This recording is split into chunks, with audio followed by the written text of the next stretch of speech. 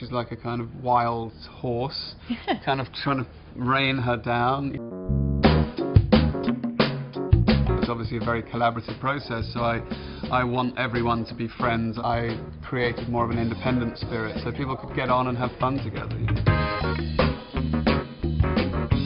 Was there any part of seeing the finished product that surprised even you as the director? I think it surprised me that I'd actually finished it. It was quite a long process, you know, 90 days out in the cold. It kind of wears on you a bit, and then when I got to see the first assembly very quickly after we shot it, I was like, oh my god, it works. You know, it was long and it wasn't right, but I knew that I had the pieces, and so we didn't need to do reshoots or anything, which was a huge relief, because we wrapped in Christmas, so we had 16 weeks to post-produce the film, so it's been quite a mad rush to the finish line. And you did shoot it sort of out in the elements. Yeah. What part of that was the hardest, or on you or the actors? You know, you're dealing with the mercy of the weather. Luckily, we were blessed as we are today. We had when we needed it, the sun just miraculously came out for 5 days at a time, which in England's pretty rare. The first day we shot was a monsoon, and I was like, this is never going to work. My career is down the tubes, because if you don't meet the budget and the deadline, you might as well, you know, give up. So that was a big worry. And then the next time it rained really badly was the last day of shooting, so we were pretty lucky throughout the whole film. When we were outside, we got pretty lucky with the weather. But it's, you know, you're doing a lot of night shoots. You know, it's tiring and it's cold, and you know, but it's kind of that stiff upper lip we have in England. You know, we'll just keep going. I think before this movie, people haven't really gotten to see Kristen Stewart's sort of badass side. Yeah. What do you think about her made her the perfect Snow White for this? I think she's tenacious and rebellious and very kind of raw and primal. She's like a kind of wild horse, kind of trying to rein her down. You know, she just has that kind of modernity that I really wanted Snow White to have. You know, she's not the sitting by the well waiting for the prince to come. And Kristen has a bit of a history of injuring herself on set. Were you worried at all about her when she was doing any of the action scenes? There were a few moments where I was like, oh, but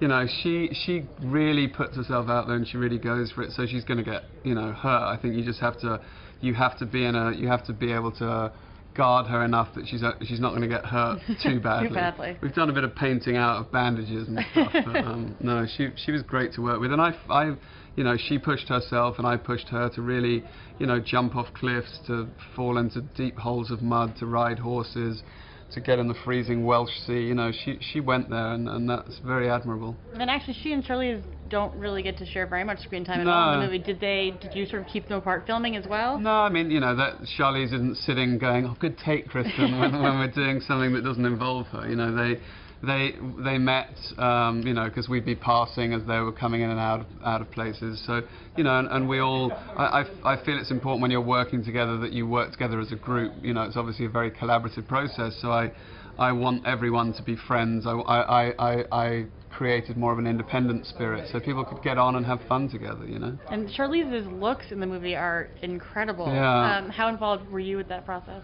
I've worked with Colleen Atwood for quite a few years, and so you know, we had an existing relationship, and you know, we just, again, it's a lot of, you sit down, you talk about the character, you talk about the themes, you show reference to each other, and you start to just kind of find a path. And once you find that path, you know, Colleen takes it and goes, and then, you know, when she showed me some of the rough assembly, it's just like, wow, you know, it's incredible. And what's amazing when you see the whole film, there's this kind of integrity throughout all the characters of the costume, and they feel so part of the world, which is amazing. Yeah, and sort of this notion that women have, you know, an expiration date in terms of beauty, I feel like it's very a Hollywood notion as well. Yeah. Do you think about that at all when you were? I think men have an expiration date in beauty, to be honest, but you know, I think that's one of the themes in there. I don't think it's aimed at Hollywood. I think our Western culture is very youth obsessed, and I think you know, there's a lot of other themes in there that people can take things from. I think one of them that I really like is